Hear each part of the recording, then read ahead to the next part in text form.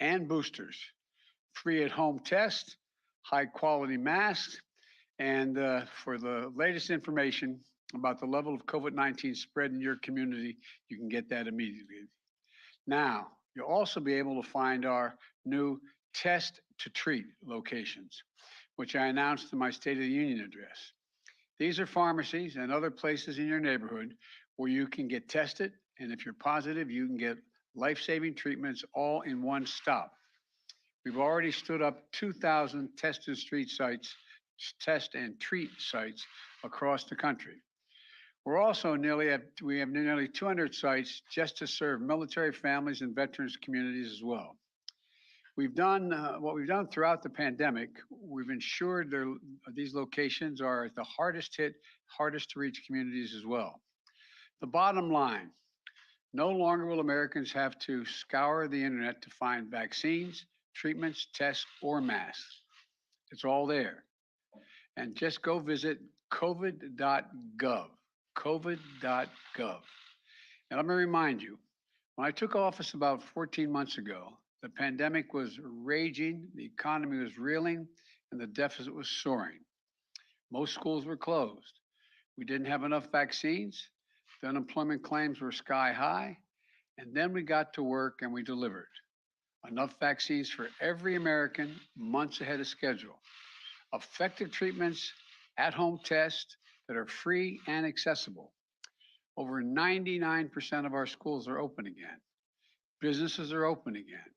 And because of how we responded, we created more jobs last year than ever before, 6.7 million jobs. And by the way, we did it while cutting the deficit, the largest one-year deficit reduction in American history. Say that again, the largest one-year deficit reduction in American history. But none of that happened by accident. We're able to do it because we coordinated across the government, partner with state and local leaders, governors on both sides of the aisle, and the private sector to leverage every resource we had to fight against this virus. We left no stone unturned, and we were able to do it because Congress worked with us and provided us the necessary funding.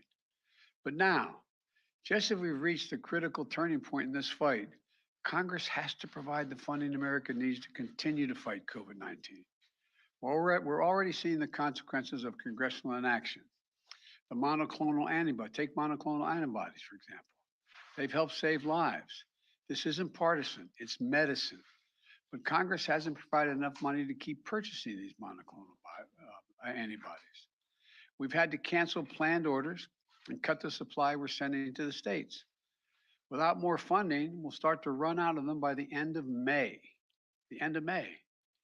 We've also had to scale back our plan to purchase more preventive therapies for Americans who are immunocompromised.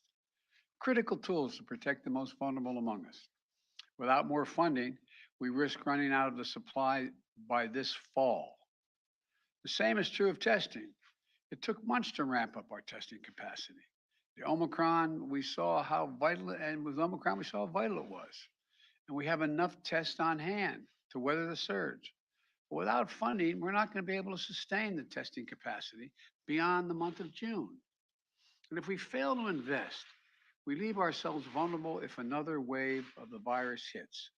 Look, on vaccines, and most important tool in this fight, we're also running a risk.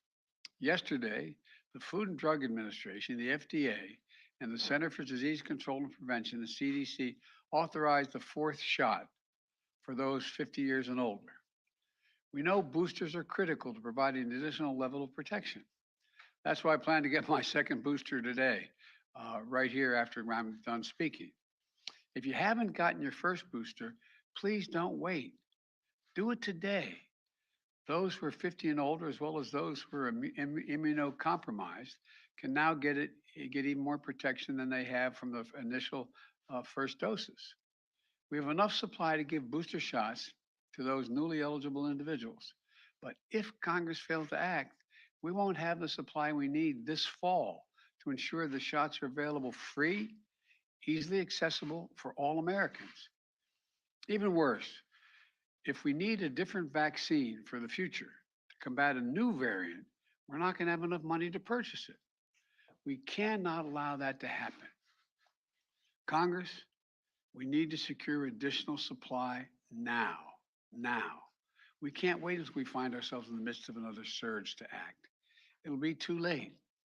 And we also need this funding to continue our efforts to vaccinate the world with commitments we made. It's critical to our ability to protect against new variants. There's no wall you can build high enough to keep out a virus. Congress needs to act now, please. Let me close with this. I've worked so hard to get our lives, all of us have worked so hard to get our lives back.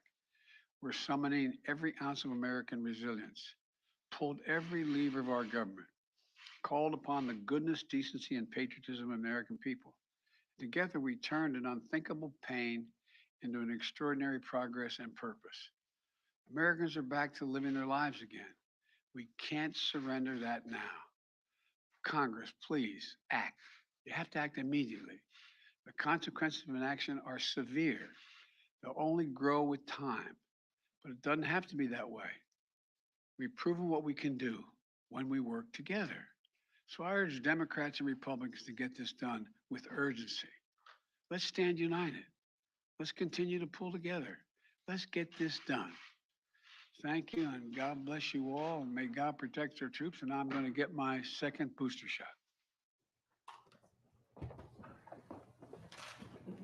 not sure why I'm doing it on stage. I have to do it again. Mr. President, what is the danger of Putin being left in the dark by his military advisors? I'm reluctant to comment. Can you comment on the declassified intelligence that he doesn't trust his military leadership since it is declassified? No, I can't. Provide security guarantees to Ukraine as part of peace talks. Doing great. Is the U.S. willing to provide security guarantees to Ukraine as part of peace talks? All right. Mr. President, are you going to extend Title 42? We'll have a decision on that soon. What did President Zelensky tell you about the? Recent foreign countries of vaccination will impact your the fight against COVID here. What did President Zelensky tell you about? Somebody asked me about the vaccines.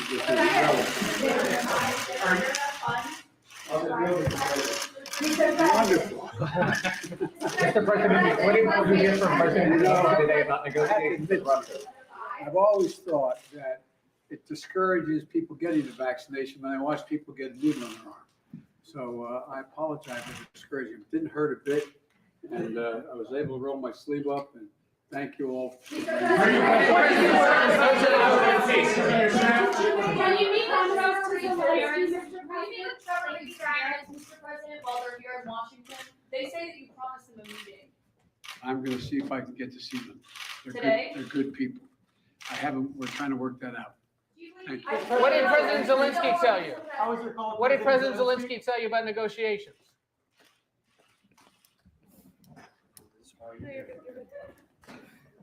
What was more painful, the shot or us? Yeah, I did.